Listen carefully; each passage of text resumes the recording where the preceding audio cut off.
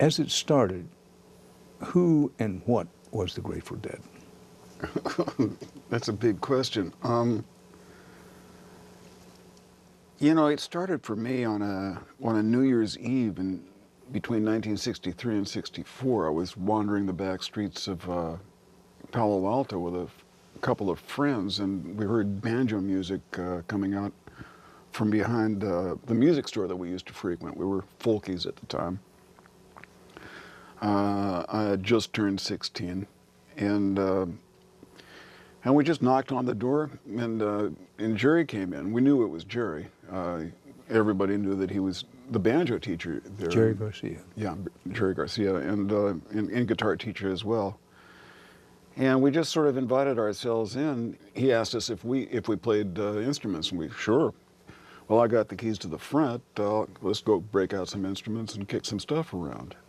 And we did, and we had that evening so much fun that we decided we couldn't just walk away from it. Might as well just make a little band out of it, which we did. It was a jug band. Jug band music was popular back then. This was what Jerry used to call the folk scare days. Okay. And jug band music was, it happened on all the riverboat stops from New Orleans up to, say, Cincinnati. Mm-hmm. And you know, Memphis, St. Louis, all along the Mississippi and Ohio rivers. And the jug band musicians were the same musicians that were the minstrel musicians on the riverboats.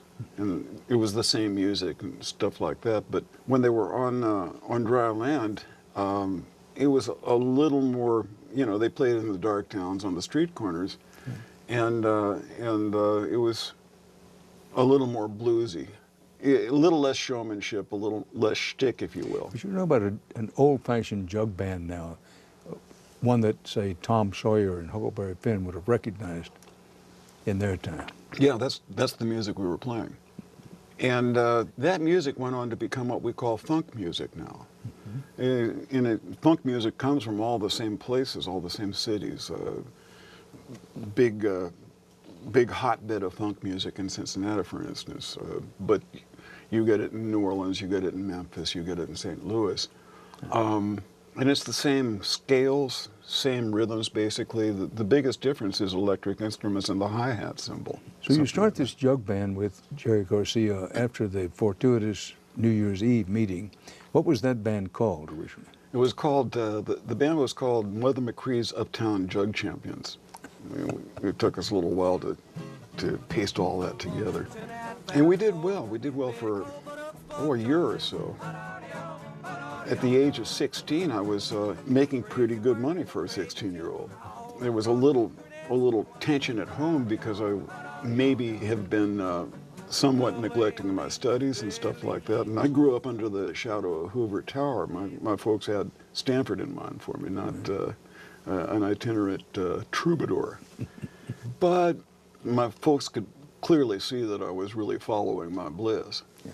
And they were, you know, I was sort of headstrong, and so, you know, experience had taught them that they would want to be delicate about trying to shift my course.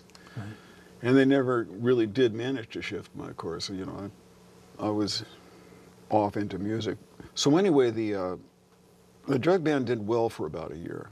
And toward the end of that year, the Beatles they came out right about the time, they hit the airwaves in America right about the time that we were being successful as a jug band. And by the end of that year, I was working in the music store. I had taken Jerry's beginning and intermediate students and was teaching guitar and banjo in there. But the electric instruments were starting to give us the old come hither. And it just looked like too much fun to ignore. You were looking at the Beatles and listening and saying, we can do that. Yeah, we were thinking these guys are awful good, but they also look like they're having an awful lot of fun. You know, we can get good, and we know how to have fun. So let's go for it. And we did. And that's when the Grateful Dead were born. Yeah. So that's what the Grateful Dead was in the beginning. And what did the Grateful Dead become? We were eclectic. We were real serious about music. Real engaged in music. Any music that we could find that we could understand and find intriguing.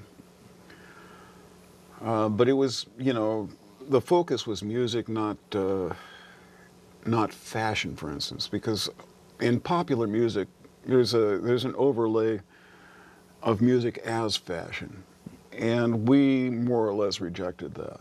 You know, for instance, we were one of the first outfits that went sort of towards our country roots, because Jerry and I had grown up listening to country music on the radio. It was part of the, you know, if you didn't like what was on the radio, you'd push a button, and there were all kinds of stations in the Bay Area, particularly. We had R&B stations, we had classical stations, we had jazz stations, and we'd listen to all of it. And so country music was part of that swamp that we grew out of. It was just too much fun to sing those songs, and too fulfilling to sing those songs. And so we figured, okay, well, we'll just have to work these up and present them with some amount of authority, so that the rock audiences of that day would find it palatable and let us get away with it. Well, they certainly found it palatable and let you get away with it, to say the least. So the Grateful Dead becomes a very popular band, concert band, but you weren't concentrating on recording. I mean, you didn't hear the Grateful Dead all that much on radio. We were real good at relating to a live audience, and that wasn't there in the studio. And it was hard for us to find a point of focus in the studio, playing for a machine, playing for a board like this. We never got all that good at it. We made a couple of pretty good records, or a few good records actually. But what we did was, you know, what we were good at was stating a theme, then taking it for a little walk in the woods. Before a live audience. For a live audience. Right. That we could, you know, that we could bring along, because their energy, their appreciation, which you can feel on the moment, it energized us, it energized the music.